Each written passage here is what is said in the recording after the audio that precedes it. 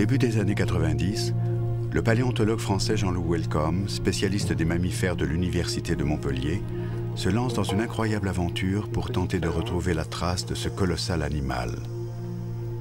L'artiodactyle, petite vertèbre de poisson, dans le crocodile. Le géant disparu fait parler de lui pour la première fois en 1910 au Baloutchistan, province isolée à l'ouest du Pakistan. Le paléontologue anglais Forster Cooper découvre dans une vallée perdue, qu'il mentionne sous le nom de Lundo, des ossements gigantesques. Un mammifère a-t-il pu égaler la taille des dinosaures?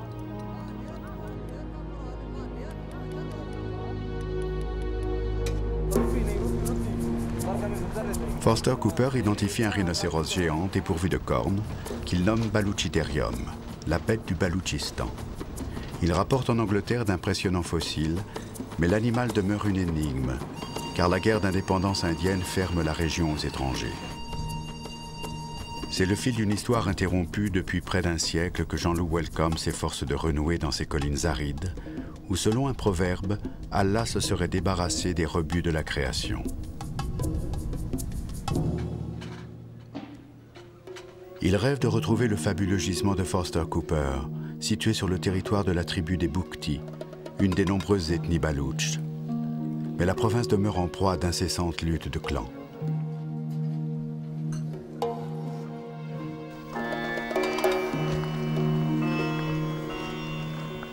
En 1993, Wellcome parvient à entrer en contact avec le puissant chef des Boukti. Après des années de palabres, il est le premier étranger autorisé à pénétrer sur le territoire de la tribu. Il s'initie à la langue, aux coutumes, se plie aux règles strictes du code d'honneur baloutche. Enfin reconnaissance suprême, il est convié par le Nawab, seigneur des Boukti, au grand conseil qui réunit tous les chefs de clan. À la veille du départ de la mission 2000, Wellcome est fier de présenter l'un de ses plus beaux fossiles, découvert l'année précédente, un morceau de la mâchoire d'un jeune Baloutchiterium. So it's a young male. I think it's a young male. So I could pass to the people that can touch and have a look on it. How old is that?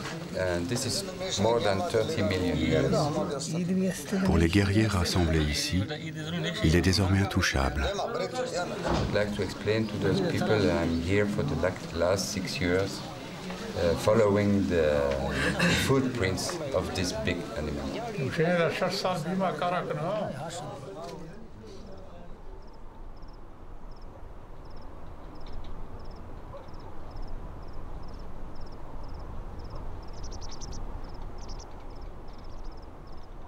Le lendemain, l'équipe est sur le départ.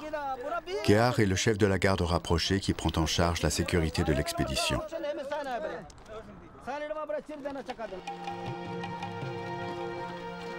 Pendant des années, Wellcome a parcouru la région à la recherche du site perdu de Lundo, localisé de façon imprécise par Forster Cooper. Premier indice en 1997, un doigt de Baloutchiterium est découvert. Mais ce n'est qu'au cours de l'expédition de 1999 qu'il retrouve le fameux gisement. Il se lance alors un défi, reconstituer un squelette complet de Baloutchiterium. Une tâche qu'il s'est juré de mener à bien cette année.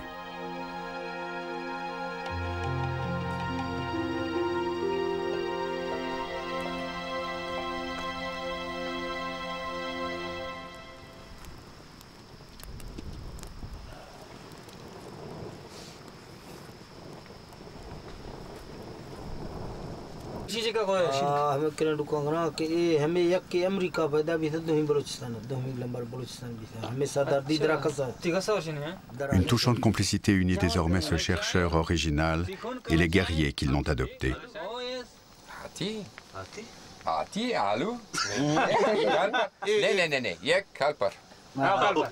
Lelo Katama.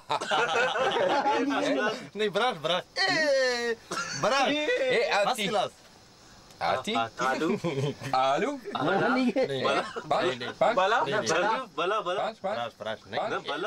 Nee, ik doe het in chat.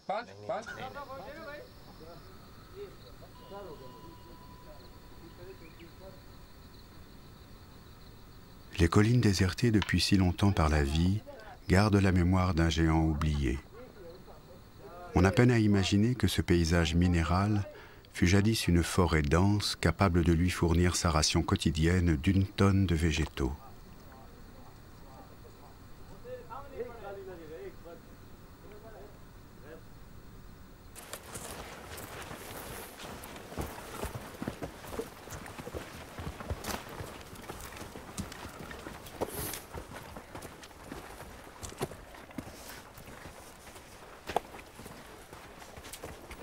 Dans le vallon de Lundo, la collecte commence. Avec l'aide de Grégoire Mettet et de Laurent Marivaux, jeunes spécialistes des mammifères de l'Université de Montpellier. Inutile de fouiller, les fossiles, témoins d'une très ancienne hécatombe, jonchent le sol par dizaines. C'est ce qu'il y a dans la ravine à droite, là, il en Ah reste. ouais, juste là, ouais. Je vais prendre un caddie. Ça va ensemble, hein. Ah ouais, Très très gros os. J'ai pas voulu séparer. Je sais pas si c'est un numérus, mais c'est gros. Faut essayer de le reconstituer, je vais chercher les autres morceaux. Alors qu'est-ce qui se passe ici? On se retrouve dans une aire un peu limitée, qui fait bon, peut-être 200 mètres sur 200 mètres, avec un véritable champ d'ossements.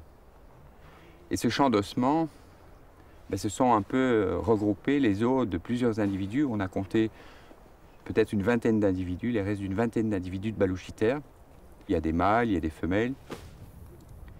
Et la question un peu de savoir comment se trouvent regroupés tous ces os disloqués, parce qu'on n'a pas trouvé de pièces en connexion, eh ben, un peu à l'exemple des fleuves africains actuels, on peut imaginer une grande rivière, peut-être en crue, avec des animaux qui traversent, des animaux qui se trouvent pris par le courant, noyés, et puis ces animaux sont emportés par le courant, évidemment, et se retrouvent un peu plus bas dans le méandre du fleuve, là où l'énergie est un peu plus faible.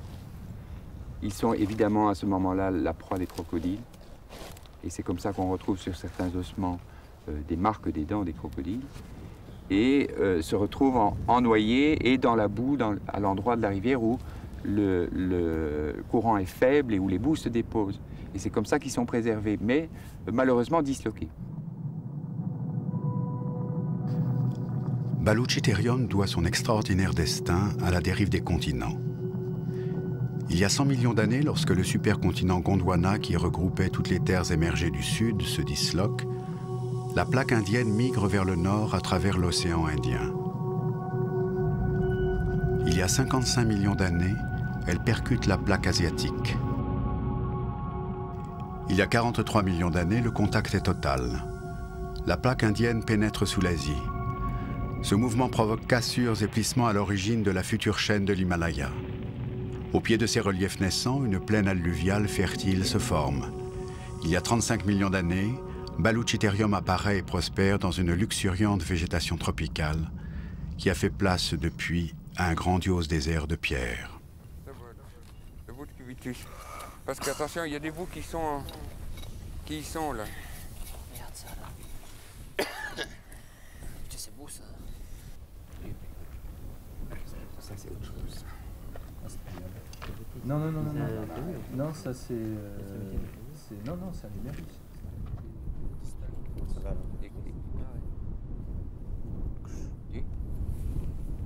Je vais voir, il faut absolument.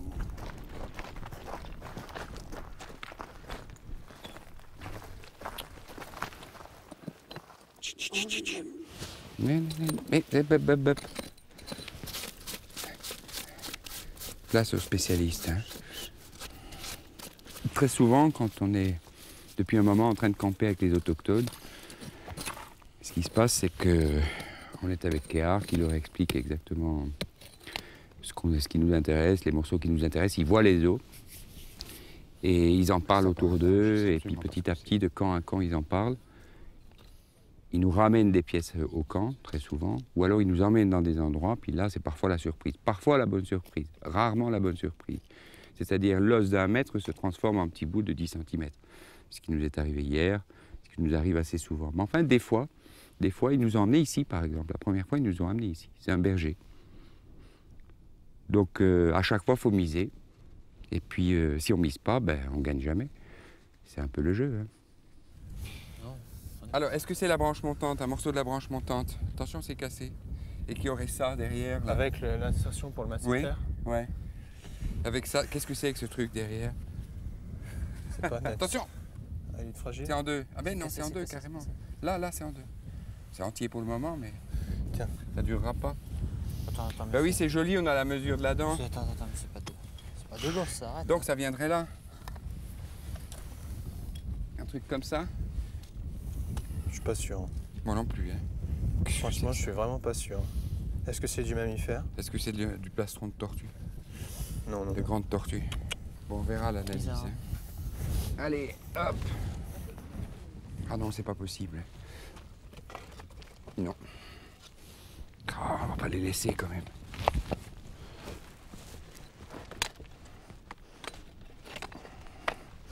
Ah ça c'est dur, hein. Allez, on y va.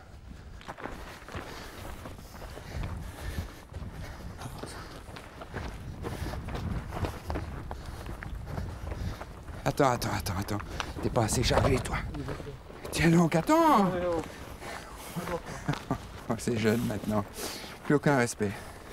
Et alors ils obéissent plus, hein. C'est pas possible. Ça. Ah ben ça m'aide un peu. Eux au moins.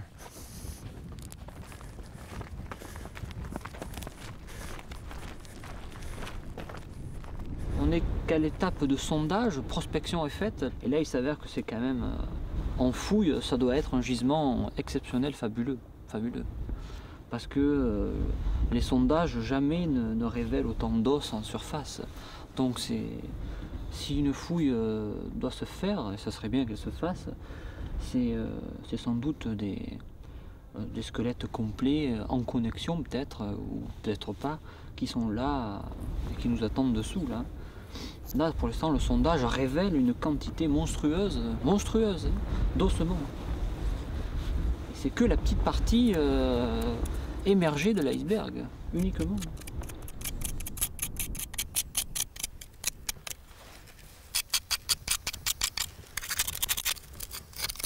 La fossilisation, c'est un miracle. C'est un miracle. Quand les animaux meurent sur le sol dans une forêt, ils n'ont aucune chance de se fossiliser. Absolument aucune chance. Si par chance ils sont noyés, enfin par chance, pas pour eux-mêmes, mais si par chance ils sont noyés dans des rivières et rapidement ensevelis dans les boues, alors là ils ont une chance de se conserver. S'ils sont préservés dans des boues assez rapidement ou dans des chenaux comme ici dans des sables marneux, alors ils sont vraiment à l'abri déjà du soleil, à l'abri des charognards, à l'abri des bactéries, et tout doucement, par percolation à travers les sables, les minéraux qui sont dissous par les pluies, par l'eau et qui pénètrent dans les sables, vont se fixer sur l'os qui est une matière poreuse, et tout doucement celui-ci va se transformer et devenir beaucoup plus solide évidemment. Pas net. Ça c'est ça. Oh.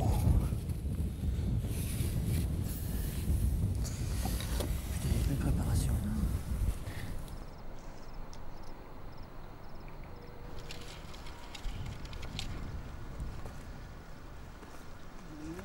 Serta burak kan? Aha. Bara tad dışarı çıkıyor. Tam boşluğa da iyi bak. Nerede? Ben de patı. Ne kadar ne yaptın abi? Attı mı lan? Ne? Ne de tek attın abi. Ben de o yıka. Ha.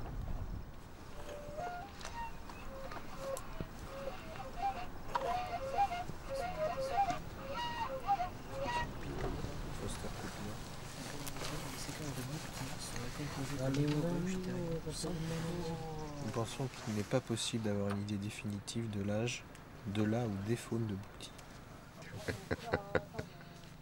It's a stupid game. Yeah. Yeah. Bas kan ik dat. Yes.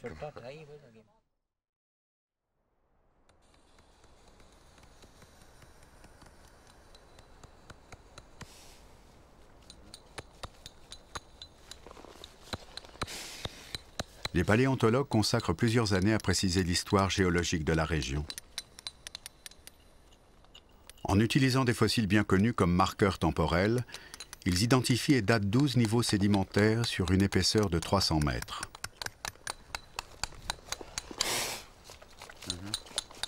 Ils établissent que tous les fossiles de Baluchitherium sont au-dessus d'une couche de sédiments marins datée de 40 millions d'années et en dessous d'une couche dite à mastodonte du nom des ancêtres de l'éléphant datée, elle, de 20 millions d'années. Voilà, à la main, doucement. Voilà, c'est un os complet. Un carpien complet. Puis ils affinent la datation. Baluchitherium a vécu environ 11 millions d'années, de moins 35 à moins 24 millions d'années. Ça va peut-être ensemble. Mais pourquoi le géant a-t-il disparu? On a la colle là? Oui, on a de la colle. Je vais l'encoller tout de suite. Je sais pas si on a de l'eau. On a dans le sac. Alors, les petits pots sont dans le caddie. Les mouvements tectoniques qui ont façonné son berceau vont causer sa perte. Il y a 22 millions d'années, le rapprochement de l'Afrique et de l'Eurasie modifie la circulation des eaux de la Thétis, la mer primitive. Le climat s'assèche.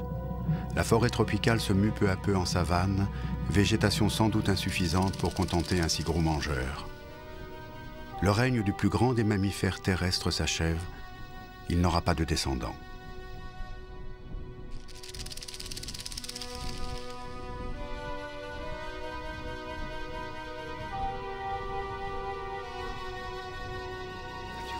Ce qu'on faisait avant avec la toile de sac. Il fallait découper, faire du plâtre. Oh, ça marche aussi bien. Hein. Ouais, mais Bon, super rapide. c'est moderne, hein, dis donc, avec un demi-verre d'eau. Avant, il fallait 20 litres d'eau. Hein. Plein désert, c'est dur. Hein. Bon, là, il m'en faudrait un petit fond quand même pour lisser tout ça. Si vous aviez, ce serait pas mal du tout. Et voilà le bébé. Ça va durcir, ça. Comme tu veux. Prends-le par les deux. Tu me soulèves les deux. Moi, je le retourne. Ok? Oui, c'est bon. Ouf. Voilà. Parfait, non, parce que j'ai pété. Un petit peu de l'os qui a sauté. On va remettre dans le plat pour le recoller après. Bien sûr. Bien sûr, de ce côté. Jour après jour se complète le puzzle commencé l'année précédente. Pour Jean-Loup Welcome, un rêve de 7 ans se concrétise peu à peu. Les fossiles, soigneusement protégés, sont rangés dans des malles par catégorie. Morceaux de cubitus, fémur, carpe, métacarpe, phalange. Des pièces choisies avec soin sur des animaux de taille comparable afin de reconstituer pour la première fois un authentique Baluchitherium.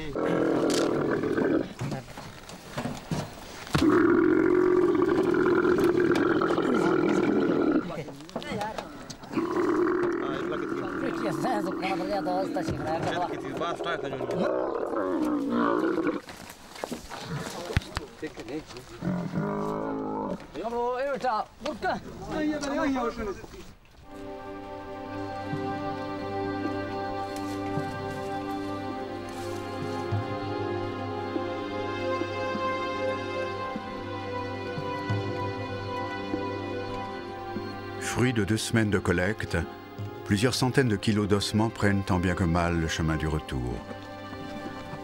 C'est dans les mêmes circonstances que Foster Cooper rapporte avoir perdu au cours de l'expédition de 1911 un de ses plus beaux fossiles, un bassin de Baluchitherium placé sur le dos d'un dromadaire et réduit en miettes par les secousses.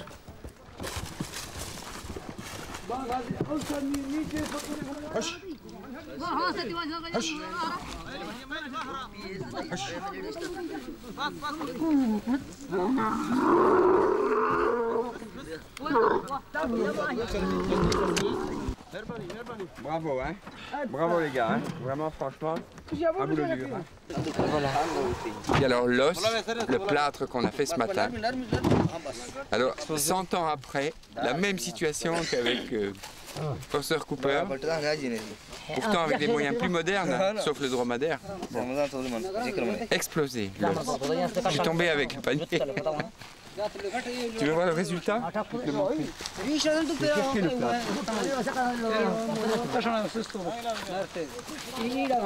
gourde est tombée, ça c'est bien. Je suis tombé, c'est pas grave. Voilà ce qui se passe et ce qui s'est passé avec Foster Cooper il y a 80 ans. Alors heureusement, c'était un os dont on avait quand même plusieurs exemplaires en meilleur état. Enfin voilà, le beau petit plat de ce matin, il s'est vidé dans le caddie. Ah, ça fait, c'est la petite histoire, hein, c'est bien. Finish. Néné. Et Pogori et Gurk. Lello.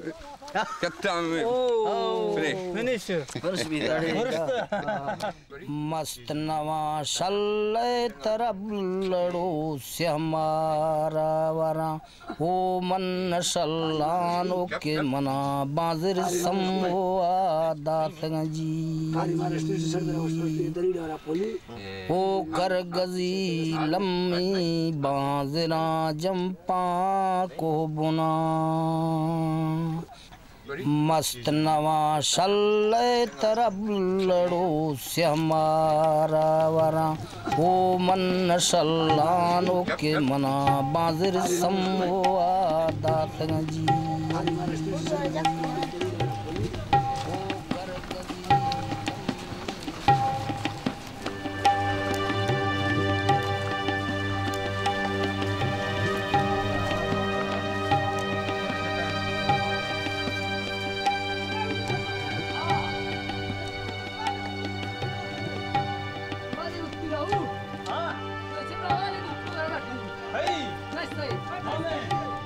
Dans quel environnement vivait Baluchitherium? Sous quel climat? En compagnie de quelle faune? En cherchant d'autres sites fossilifères contemporains de l'animal pour faire avancer l'enquête, Wellcome a découvert au sud du pays Boukti un gisement exceptionnel, Pali, une lentille dans le jargon des paléontologues, qui se révèle un véritable filon. Il faut être un peu fou pour venir décaper une colline comme ça à 8000 km de Paris. Hein. Il y a un vrai problème. Les paléontologues ont un problème. Le problème du temps qui s'écoule.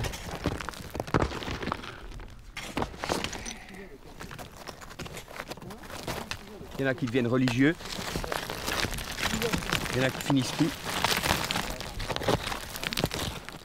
Comme on dit, c'est comme avec la méningite. Ou bien on meurt, ou bien on devient idiot.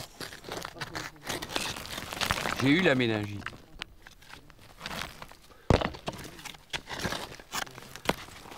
Eh ouais.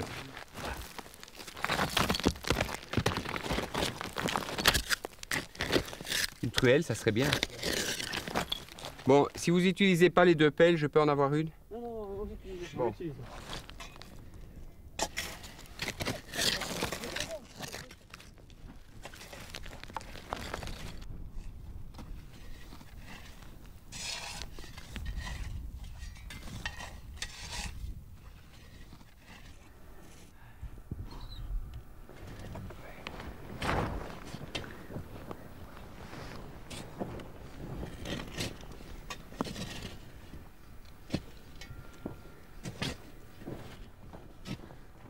Ça, dans le grossier, ça sera très intéressant, à mon avis.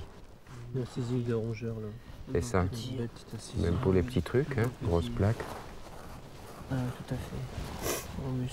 Phalomus. Phalomus, allez, hop, hop, hop, hop. On n'a jamais eu un niveau aussi épais.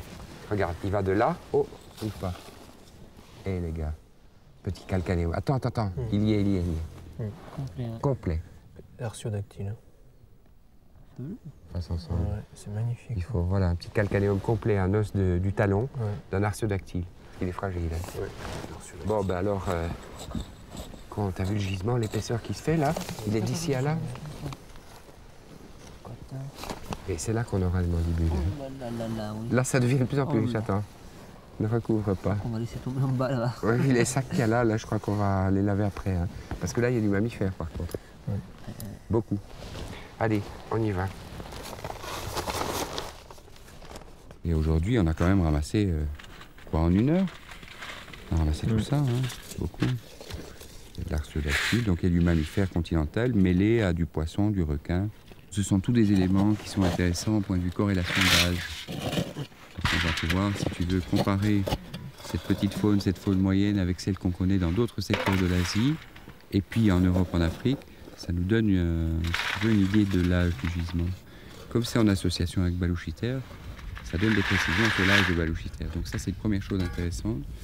Et puis quand même, il faut bien se dire que n'avoir que Baluchiter tout seul, si on veut reconstruire un petit peu son environnement, quoi, le paysage dans lequel il vivait, tous ces petits animaux, ça va nous permettre de comprendre un petit peu si c'était vraiment forestier, si c'était proche de l'eau, le type de climat dans lequel vivaient ces animaux. On va pouvoir reconstruire un petit peu le monde dans lequel ils vivaient. Une faune de petits rongeurs, mais aussi d'étranges ruminants, des carnivores inconnus en Asie du Sud. Au cours d'une opération de tamisage, l'équipe a fait l'an dernier une découverte extraordinaire, des dents de primates. Or, la communauté scientifique s'accorde à penser que tous les représentants de cet ordre sont éteints en Asie à cette époque.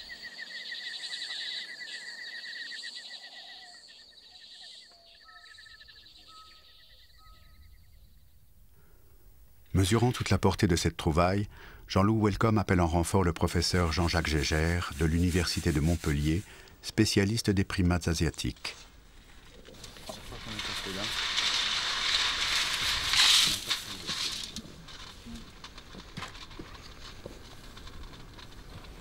C'est intéressant ça.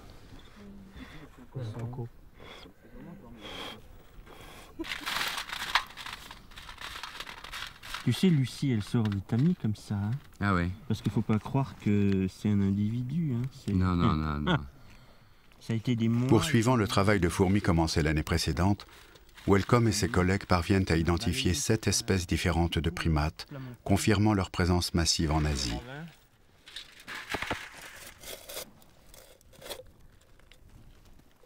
L'intérêt du site de Pali pour nos recherches est considérable parce qu'il comble une lacune de nos connaissances dans l'histoire, pour nous, des mammifères d'Asie. Lacune qui était d'environ de plus de 10 millions d'années, entre moins 40 et moins 25 millions d'années. Cette lacune est particulièrement importante pour un groupe qui est notre groupe, le groupe dont nous sommes issus, à savoir les primates anthropoïdes. Le chapitre de l'histoire de la vie reconstituée à Pali nous concerne au premier chef. Les primates anthropoïdes, notre famille, ne sont peut-être pas d'origine exclusivement africaine. Les grands singes d'Asie, orang-outans, gibbons, de même que les espèces africaines, et par conséquent l'homme, pourraient fort bien être apparus en Asie. C'est l'histoire de l'humanité que l'enquête sur Baluchiterium éclaire d'un jour nouveau.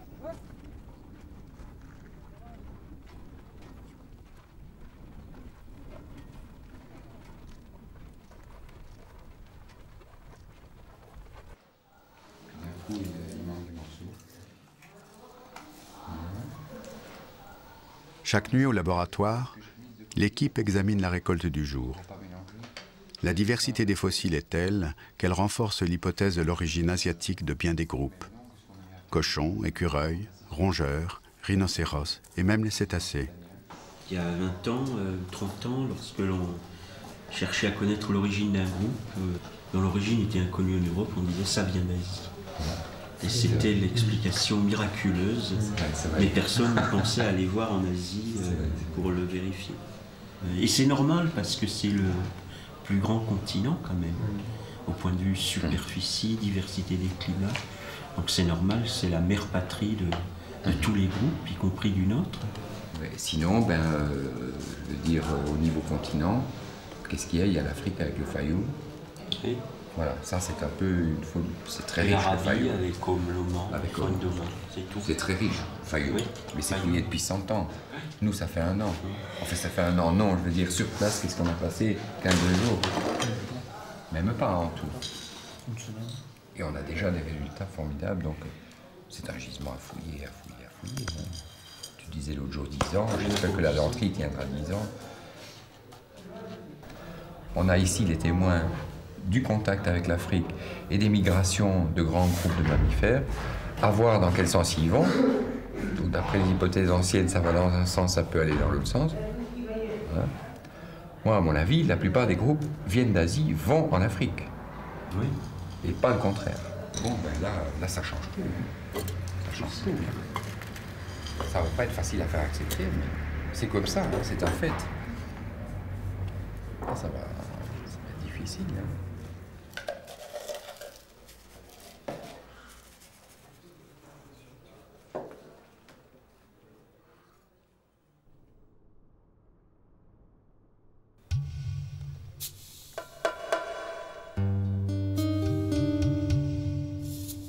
L'animal qui bouscule ainsi des certitudes trop bien établies repose pour l'heure en pièces détachées, dans une dizaine de cantines métalliques. Mais sa renaissance est proche.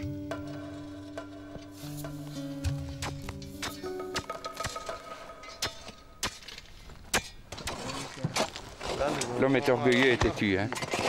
Faut pas faire ça, quand même. Là, dans les conditions qu'on a, c'est pas possible. Faire un chemin. Faut dire que pour trouver un endroit plat dans le coin, c'est difficile. Qu'est-ce que tu vas faire là-haut avec ça?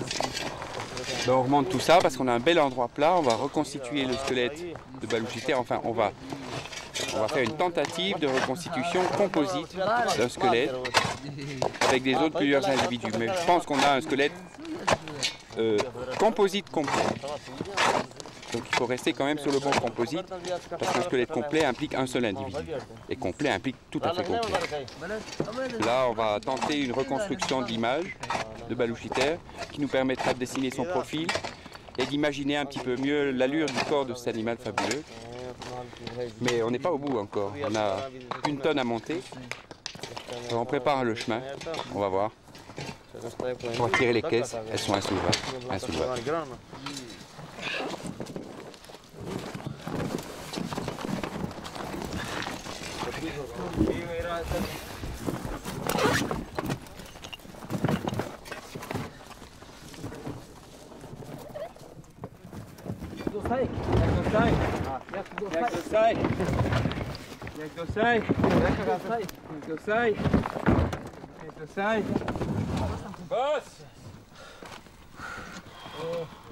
Ça va, c'est l'autre.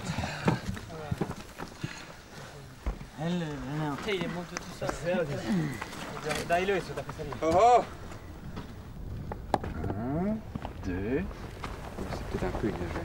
Ah, mais tu l'as déjà mise? Ouais, j'ai mis la tête C'est pas celle-là? Mais ça, c'est celle de l'autre patte. Hein, de l'autre patte, ça? Je sais pas. Attends, hein. Il va partir par Peu là-bas. importe, on le mettra là. Là, on écarte solide. Voilà. Comment ça se fait qu'il est de l'autre côté? Mais bien. Voilà. Ça, c'est juste. Bon. Très bien. Et là, attends.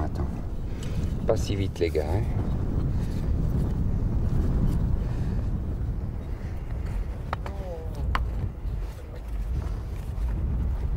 Vous avez un bout de radius, là? On a un bout de radius, un bout de cubitus, mais on n'a pas d'humérus. Pas d'humérus du tout? Non.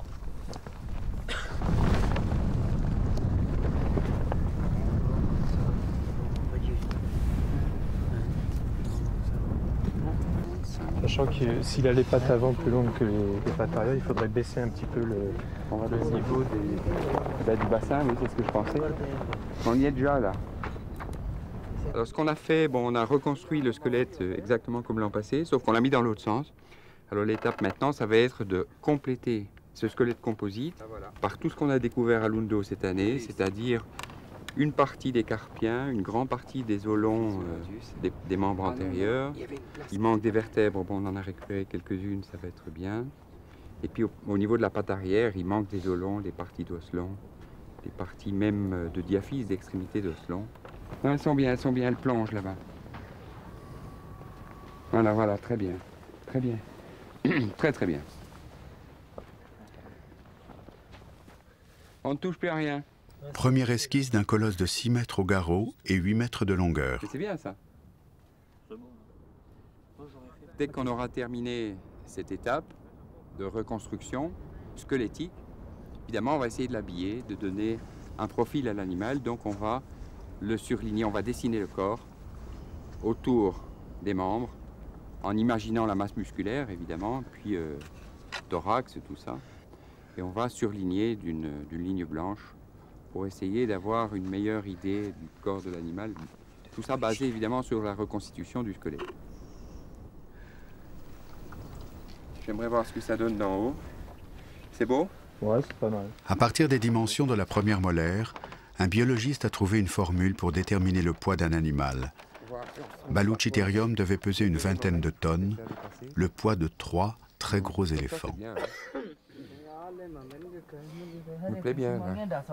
Peut-être rentrer un peu les doigts comme c'est fait là. De marquer un petit peu la différence entre les bouts des doigts.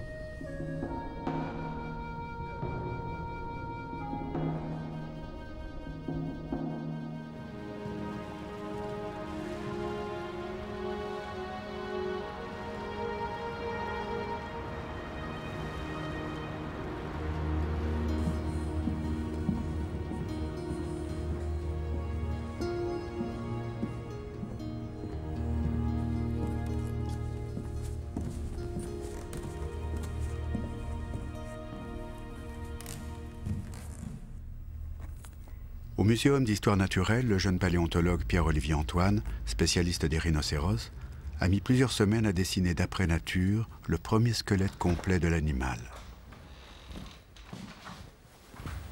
Je viens de mettre la dernière main au crâne. Avec on voit un peu l'évolution par rapport aux os trouvés. Hein. Ce que j'ai fait, c'est à partir de cette reconstitution, qui est malgré tout faussée par la perspective, puisque je sais que vous avez construit une tour. Des effets de parallaxe. Mais vous avez des problèmes là-dessus. Donc j'ai tout simplement anamorphosé, c'est-à-dire que le rectangle de départ est devenu un trapèze. J'ai agrandi et rajouté de la hauteur. Tu as fait ça par informatique. Ah oui, tu l'as redressé au fond. Oui, d'accord. J'ai redressé, ça donne à peu près ça. C'est très bien. Ah oui, c'est là qu'on voit qu'on a fait quelques erreurs. Mais évidemment, du sol, c'est difficile à voir à plat. On n'a pas de recul non plus. Hein. Difficile d'avoir. On avait le recul de la tour. Bon, ça nous a beaucoup aidé. Et là, donc j'ai. Voilà, donc tu as remonté ça. Le cou est court. Ouais. Il y a peut-être un peu trop de vertèbres. Alors chez les rhinos actuels, il y a un nombre variable de vertèbres suivant les espèces. Donc d'accord. En revanche, il y a plus exact. Donc, dans le même esprit que la reconstitution, que le dessin du crâne, tu as le membre postérieur. C'est magnifique. Ici. Alors, on va faire un peu de place. On a beau avoir une grande table, il n'y a jamais assez de place. Hein. Le membre antérieur. Et puis le rachis, la colonne vertébrale. D'accord. Donc là, c'est formidable, donc il n'y a plus qu'à assembler. Tout simplement. Au niveau des sacrés, ici, là, le code sacré. Non, c'est un peu plus loin. Un peu plus loin. D'accord. Voilà, là, très bien. Et le crâne. Et la tête. Eh oui, quand même. Elle est à proportion, là? Ouais, là, c'est à proportion. Tout petit. Elle est petite, hein? Eh oui. C'est ça qui est peut-être plus simple. Je suis quand même à ton intention. Donc, tu as fait l'ensemble? Voilà, d'accord. Et après, j'ai mis les points d'inflexion. C'est la même chose. C'est la même d'accord, bon, les points d'inflexion. Qui correspondent à toutes les articulations. Et qui vont permettre à ce moment-là d'animer, évidemment, les membres. Bah déjà, ça devrait permettre au sculpteur de se débrouiller plus facilement pour respecter les bonnes proportions. Il peut baisser la tête, relever la tête, ou le faire dans une autre posture.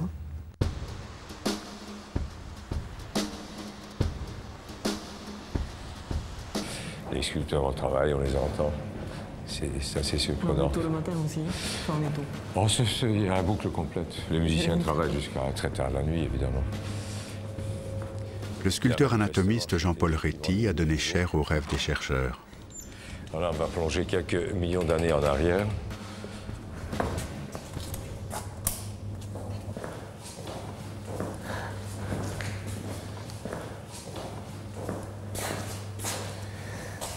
Dévoilons les secrets.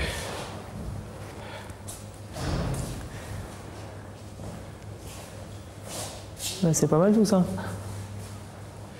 Alors, évidemment, je l'ai stabilisé sur une bonne armature. On peut voir un peu une première étape, juste les grandes proportions, à peu près pour retrouver le bassin, épaules, musculature. Et petit à petit, je dégage. Le cou et la petite tête. Oui, oui. Je pense qu'il y a des raisons mécaniques là aussi. Oui, parce que si on pense ici à ces muscles-là qui font basculer la tête, étant donné que l'attache est très haute, c'est vrai qu'un grand poids ne peut pas... Ça fait un levier de 2 mètres à 2 mètres 50. Il y a pratiquement 2 mètres de segment cervical et 1 mètre 30 de tête. Ça fait déjà à partir de l'épaule plus de 3 mètres. Et puisque les oreilles manquent ici, j'en ai fait quand même une, un peu plus loin ici. Ah. Alors là, pour l'instant, c'est biface, c'est-à-dire il y a la partie où je cherchais un peu, à partir du squelette, placer à peu près l'orbite, les yeux, avec les plis des paupières, avec effectivement la partie osseuse qui apparaît. Avec la joue. Oui. Là, il est peut-être un peu plus bas. C'est un rhino avec vraisemblablement les yeux assez bas. En imaginant la symétrie, c'est bien. Et est-ce que là, on a intérêt quand même à faire cette petite chose, cette petite panache? C'est amusant, mais est-ce que ça peut être plausible? La plupart des espèces de rhinocéros actuels ont ce panache, donc on peut penser... Non, parce que esthétiquement parlant, ça allège un peu tout ça, et c'est assez amusant, mais en même temps, il ne faut pas non plus inventer des choses qui ne seraient pas plausibles. Pas très. Là, on commence à buter sur l'os, un peu plus haut, là. Oui, ça pourrait être peut-être carrément des plis un peu plus variés. Oui, c'est pas forcément très régulier. D'après ce que j'en ai vu en tout cas sur les rhinos actuels, c'est pas très. Il est très possible de descendre un peu l'arcade avant toute chose, en réalité. Parce que le modèle de l'orbite est vraiment très bien. Ça me semble bien. C'est faisable, je ferai ça patiemment parce qu'il faut chaque fois que j'essaye de sentir l'os en dessous et pas simplement déplacer un volume. Encore un poil plus bas. Et à ce moment-là, je mets une paupière provisoire.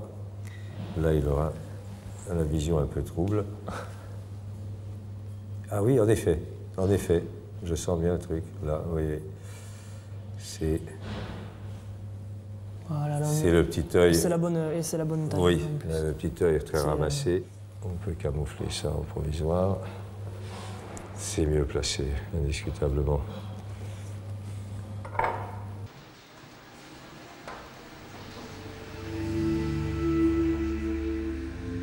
Né de la glaise, Baluchitherium est à présent mis en équation par les modélisateurs.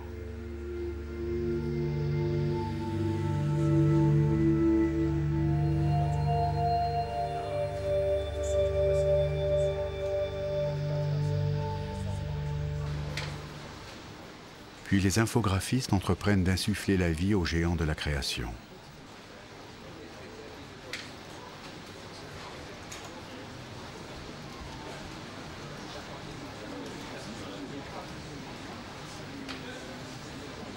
Jerzy Kullard a la délicate mission de faire le lien entre scientifiques et informaticiens. Avant de faire une animation propre, on est censé faire ce qu'on appelle le skinning, c'est-à-dire que l'enveloppe extérieure qui est saisie raide doit pouvoir se plier aussi. Alors, ce travail-là est en cours, donc c'est pas parfait pour l'instant. Ensuite, donc pour l'animation, on nous a suggéré de se baser sur la démarche d'un éléphant. Donc la première chose qu'on a fait, c'est qu'on a regardé les facettes et on commence par ce qu'on appelle un cycle de marche.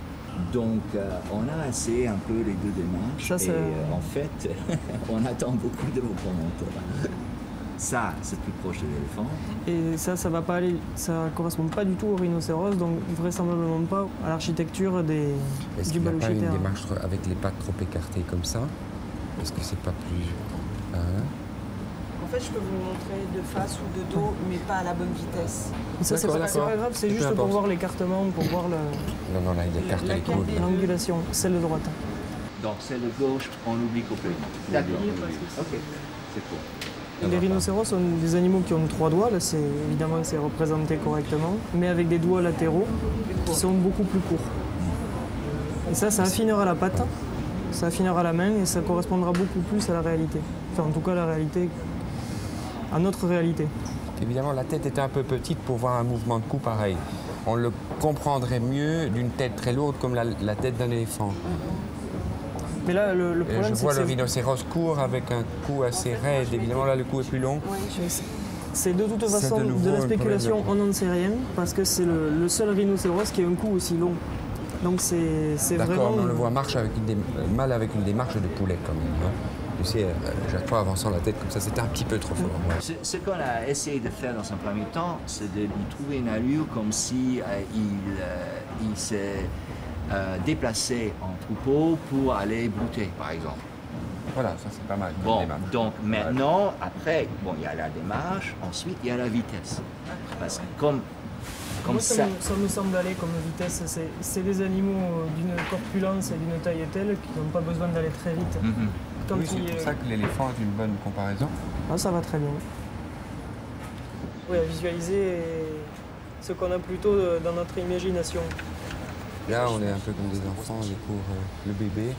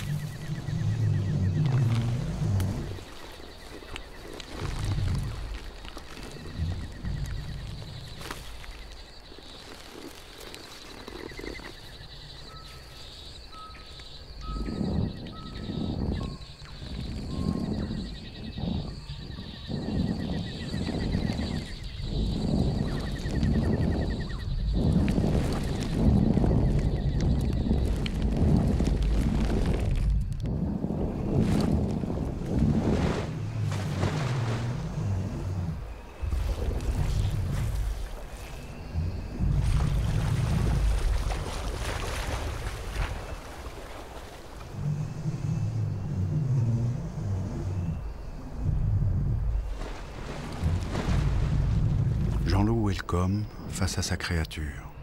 Un paisible colosse dont la vie reste nimbée de mystère.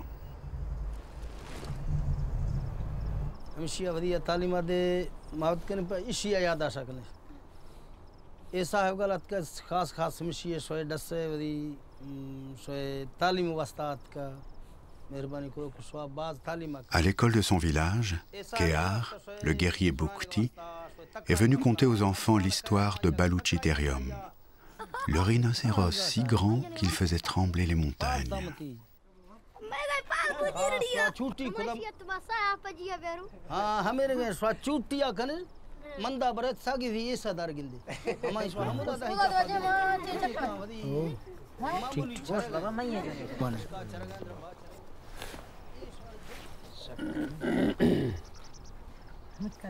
मस्त नवा शल्ले तरब लड़ो से हमारा वरा ओ मन शल्लानो के मना बाजिर समोआ दातगजी ओ कर गजी लम्मी बाजिरा जंपा को बुना ओ जी हमा वो जीदा दोस्त टिल्ली से शदीगरा ओ जी हमा वो जीदा दोस्त टिल्ली से शदीगरा ओ बारगे बोरा अदाला डेंगो लाकें तीरगा भलो मीर जी थरा जी अबा